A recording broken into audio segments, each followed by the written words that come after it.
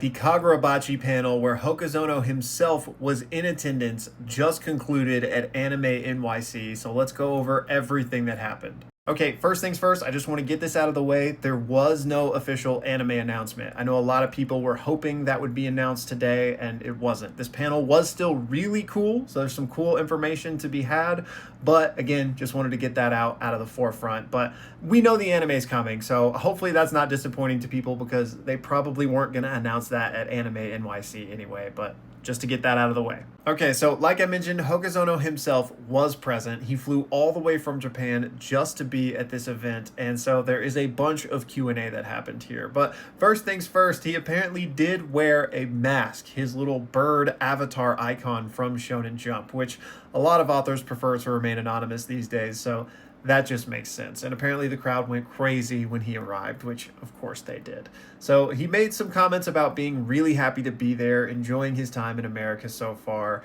And then we quickly got into the Q&A, which the first one was, how long did chapter 1 take him to complete? And he said about 6 months. But now he can pretty much draw a chapter in 24 hours, but the entire process of creating a chapter takes about 6 days, which makes sense for a weekly release. Next, Hokazono did a live demonstration and he began to draw Samura while he was answering questions. And this is not Hokazono's drawing, but for reference. Okay, so I'm gonna go through these questions rapid fire style. And the first, he was asked about his process in designing Chihiro. And Hokazono said that came to him rather quickly and there weren't many changes he had to make to Chihiro's initial design. He was then asked about how he developed his particular art style, and Hokazono cited that one of his major influences was Naruto, but also a ton of Western art. He was then asked about how he came to decide on the themes of the enchanted blades, and Hokazono said that he always thought that goldfish were cool, so it was always something that he had just wanted to incorporate into it. He also clarified that when he came up with Chihiro's goldfish, he himself did not have any goldfish yet, but Hokazono does have goldfish now, so their designs aren't based on Hokazono's personal goldfish. He then goes on to say that the most important thing for any of the enchanted blades was just having cool elements to them and how dramatic they looked when they would be drawn in battle against Chihiro. Next, Hokazono was asked just what characters have surprised him in terms of how popular they became with the fandom, and he answered that Soya, Hakari's brother, was one that really surprised him. He was then asked about how he came up with each character's names, and he said that most importantly is how the name rolls off the tongue. It comes to him with the character as he's designing it. It's just like a natural part of his process. Next, Hokazono was asked about how he tried to differentiate Kagurabachi and make it unique compared to other series. And Hokazono said that he thought about having a vibrant color scheme because everyone knows Naruto by his iconic orange palette with the blonde hair. So instead, he chose to go the opposite direction and have a dark color scheme, which is why black and red are so prevalent. And then Hokazono was asked about what is his favorite fight that he's drawn so far. And he said, Chihiro versus Sojo. My original GOAT. You love to see the representation.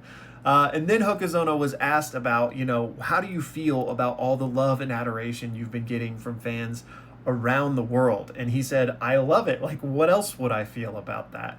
And then he was asked if he was nervous about the audience's reaction now that he has this popularity. And he says, yeah, I did feel nervous, especially about the Chihiro versus Sojo fight. And any battle that involves the enchanted blades is nerve-wracking because they are such gigantic battles that this manga has been, built around. Hokazono was then asked what American influences there were on his work, and he said that Captain America and the Winter Soldier was one of his favorites, and that Bucky influenced Sojo a little bit, and I can totally see that. Hokazono was then asked if he was a fan of Tarantino movies as well, and he says, yes, I definitely love Tarantino. Hokazono was then asked, what is your icon? And he said, technically it's supposed to be a bird, but sometimes I wonder that myself. And then a couple of questions were asked to Hokazono's editor, who was also present at this panel. So they asked him, what is your job as an editor? And he said, the fundamental job of an editor is to work along with Hokazono and make sure the manuscripts get in on time. We work every week, we meet up, and we talk about what's needed for the next week. He was then asked, what's your favorite part about working with Hokazono? And he said, the chance to see the manuscript and to talk about it and what we get to expect next week and talk about the draft and the name. It's exciting to see it, and even more exciting to see like the whole process come together. Then next he was asked, how does it feel to have a serialized Jump manga? And he said that, I have to say I'm honored because I grew up wanting to be a mangaka because of titles like Naruto and Jujutsu Kaisen. So it's amazing to be in the same magazine as them.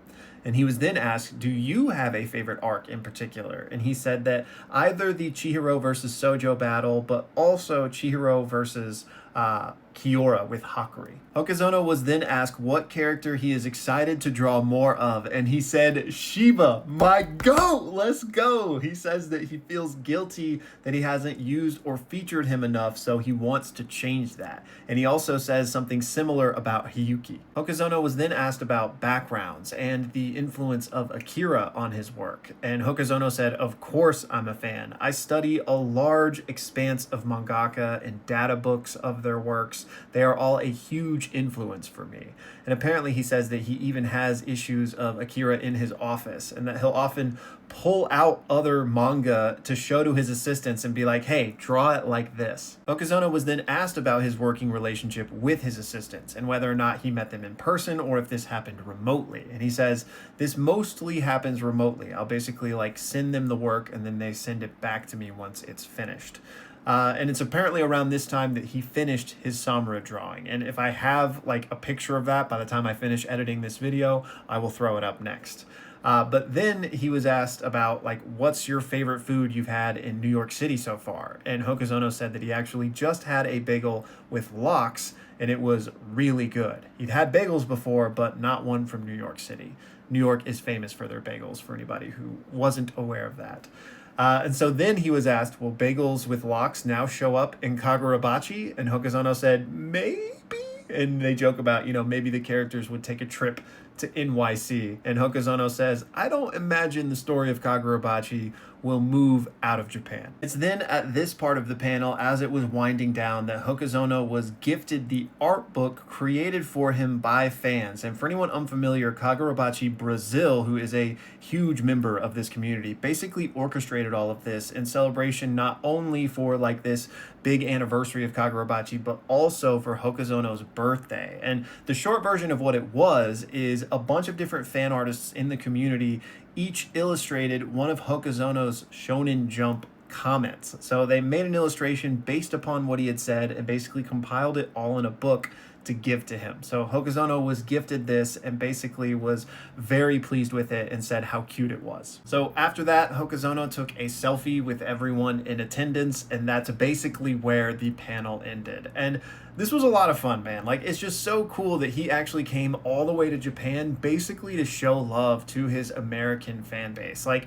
not many authors do that, especially this early on in their careers, so to speak. So I think that just speaks to how, on the come up Kagurabachi is, and how much Hokazono like is aware of the global impact Kagurabachi already has. And for anyone disappointed in the fact that there wasn't an official anime announcement here, don't be, because it's inevitable at this point. Like, all that's left is to actually hard confirm it. Like, we know this is coming, and it was honestly a slim chance that something that big would be announced at an American event anyway.